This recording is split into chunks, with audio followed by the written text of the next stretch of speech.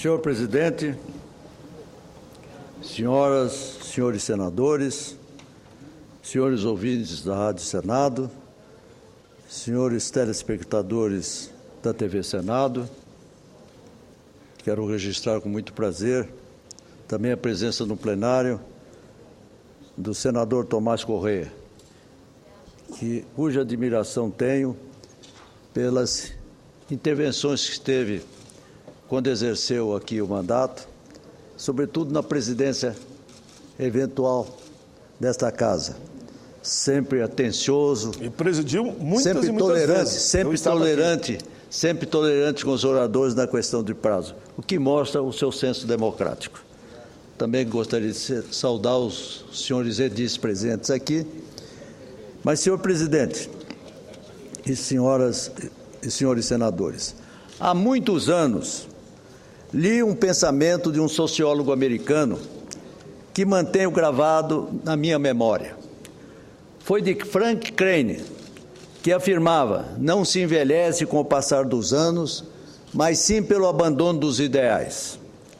Nesta fase de minha vida, mantenho aqueles ideais que na juventude me traziam entusiasmo e fibra para lutar pelo que entendia como certo no meu direito de cidadania.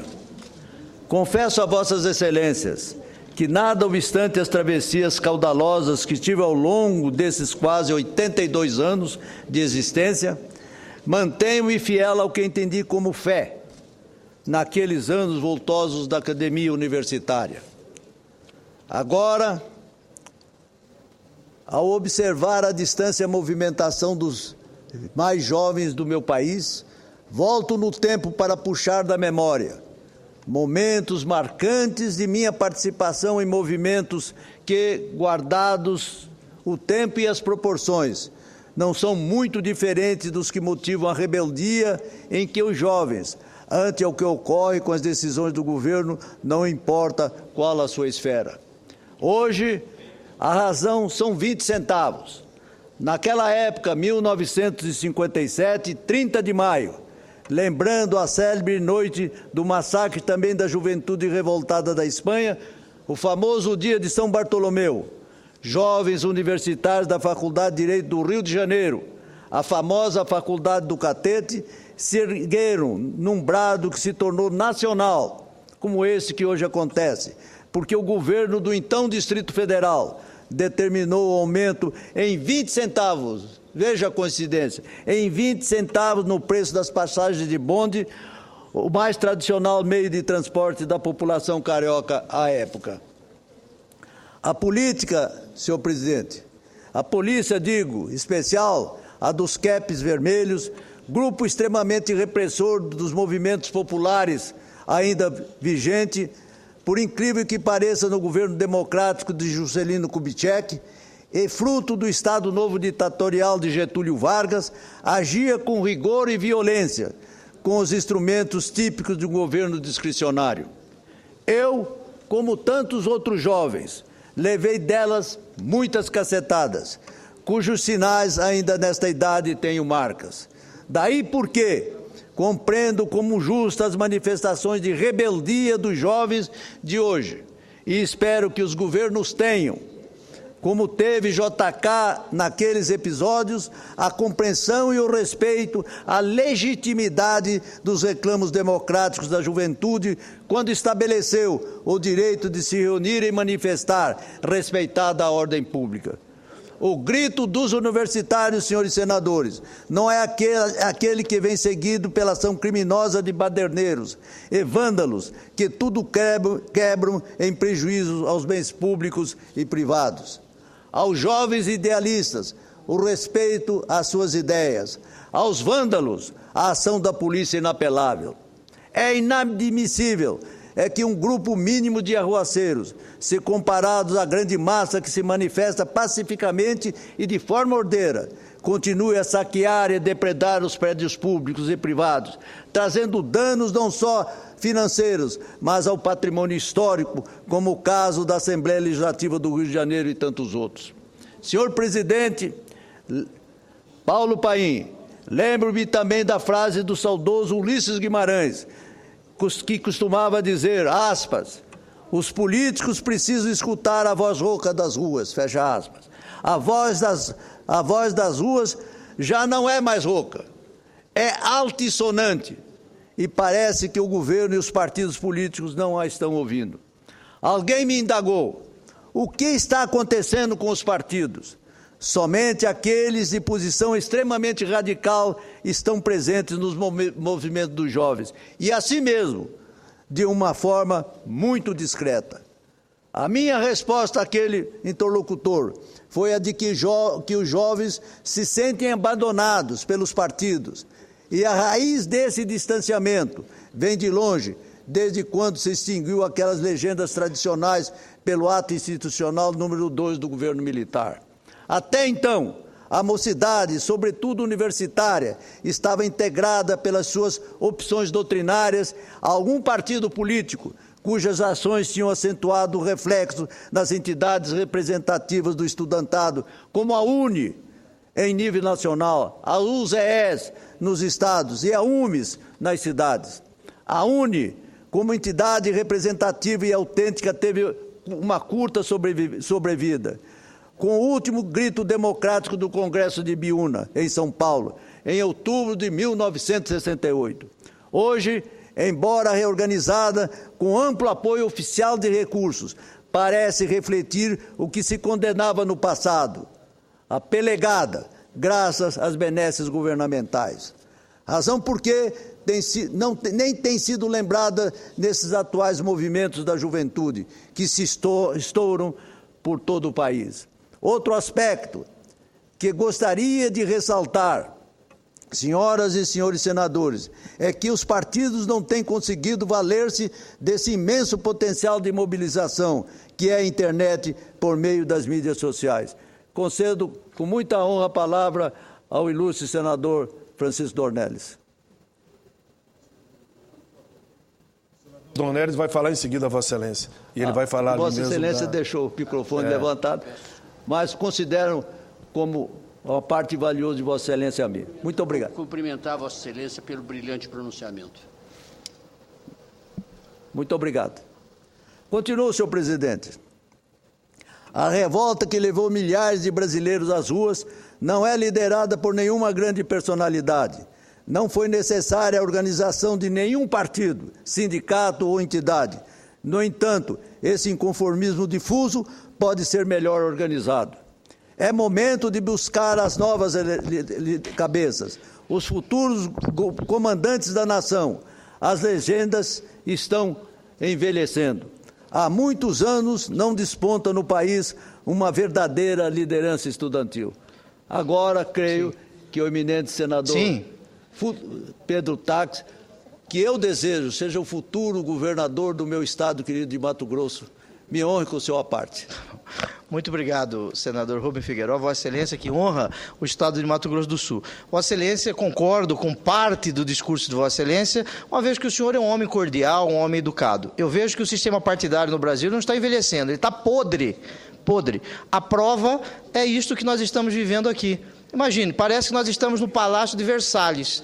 Né? Enquanto o cidadão aí fora está protestando, nós aqui estamos deitados em berço esplêndido. E lá fora, o cidadão está se manifestando. Nós, da classe política, precisamos nos antenar a isso. O sistema político no Brasil hoje é uma farsa. Partidos políticos sem ideologia, o legislativo se apequenando todos os dias, mais ou menos em obediência ao presidencialismo imperial. E a presidência da República, com todo respeito à presidente Dilma, ela vai a São Paulo falar com o oráculo, né? Aparece o quarto K do Mário Puzo, falar com o oráculo para resolver a situação. Muito obrigado, senador Pedro Taques. Realmente, as minhas palavras não têm o vigor de Vossa Excelência, até porque Vossa Excelência é mais jovem. É isso que nós esperamos aqui. A minha fase já está se passando, mas a sua é a voz dos jovens que estão se rebelando aí nas ruas, numa justa manifestação. Discordo de Vossa Excelência. Vossa Excelência é mais jovem do que eu, não é a idade que é a jovialidade, mas é o espírito público que Vossa Excelência detém. Senhor senador Pedro Táxi, no início do meu discurso, Vossa Excelência deve ter ouvido. Não se envelhece com o passar dos anos, mas sim pelo abandono dos ideais. Eu me considero, pelo menos em ideias, tão jovem quanto Vossa Excelência. Senhor presidente, já estou concluindo. Mas, senhor presidente e senhores senadores, boa parte dos políticos iniciou sua carreira, por assim dizer, no movimento estudantil. A indignação nata é inerente da juventude que quer mudar o mundo, que tem a esperança no futuro e em dias melhores. Por isso, já passou a hora de os partidos, com P maiúsculo, chamarem os jovens para que efetivamente participem do processo político. Está na hora de resgatarem a credibilidade da classe política, tão necessária ao sistema representativo e democrático. Chamou minha atenção a falta de lideranças que despontem como reais interlocutores dos manifestantes. Parece-me que alguns dos jovens que têm se manifestado pela imprensa não perceberam a dimensão da grandiosidade desse movimento que se tornou nacional, organizado pelo Facebook. Estou concluindo, senhor presidente. Na capital do meu estado, Campo Grande, a juventude fará coro às manifestações. Mais de 25 mil pessoas já confirmaram presença no ato desta quinta-feira pela mídia social. Prometem 3 dias de protesto. Agora, não só as capitais, mas as cidades de médio porte também participam do movimento. Até quando ocorrerão tais manifestações Brasil afora? Pergunto. Impossível prever. Provavelmente acabarão como começaram. Infelizmente, senhor presidente, acho que não estão seguindo a recomendação do Dr. Ulisses Guimarães. Será que os governantes estão ouvindo a voz rouca, eu diria altissonante, das ruas? A presidente Dilma Rousseff disse ontem que está atenta à voz das ruas e dividiu o ônus da insatisfação popular com os governos estaduais, os legislativos e o judiciário. Ora, senhor presidente e senhores senadores, de fato há uma queda de credibilidade popular em relação às instituições da República e aos partidos políticos. Mas é preciso a presidência admitir que por trás dos protestos estão a inflação e a carestia, consequências da política econômica do governo federal. Para tentar apaziguar os ânimos, o Planalto sugeriu a desoneração de impostos no setor de transporte público de passageiros. Porém, medidas imediatistas e de sufoco são o mesmo que tapar o sol com a peneira, porque, afinal, débito, de uma forma ou de outra, vai acabar no bolso do povo, eis que o governo, como sempre faz, vai procurar meios para tapar o buraco das finanças públicas. As medidas têm que ser de amplo espectro, especialmente no setor de transporte urbano, e é preciso primeiro desobstruir o sistema, para assim permitir o barateamento dos custos, disciplinar o trânsito que está caótico, até nas pequenas cidades do país, projetar e concluir em caráter de urgência vias expressas e garantir a fiscalização rígida para que os veículos particulares respeitem as normas de tráfego e horário comercial, além, é claro, de garantir o transporte de passageiros eficiente, integrado, limpo e boa qualidade e preços justos, que são apenas alguns dos exemplos. Estou concluindo, senhor presidente. Muito grato pela atenção que Vossa Excelência está me dispensando. Especifico esta questão, que é um dos motes mais prementes de protestos, que tem tomado as ruas do país nos últimos dias. Mas o clamor pelo passe livre é um dos pontos imersos nesta imensa e difusa pauta de reivindicações que manifestam repúdio à corrupção e ao uso indevido do dinheiro público. Ainda ontem, ressaltavam com a ênfase democrática que possuem as duas maiores figuras e expressões do meu partido, o PSDB, o seu presidente de honra, Fernando Henrique Cardoso, e o presidente nacional, senador Aécio Neves, de que as manifestações que eclodem por todo o país têm a legitimidade da mais autêntica explosão de sentimentos, expressa no espetáculo democrático nas ruas e nas praças.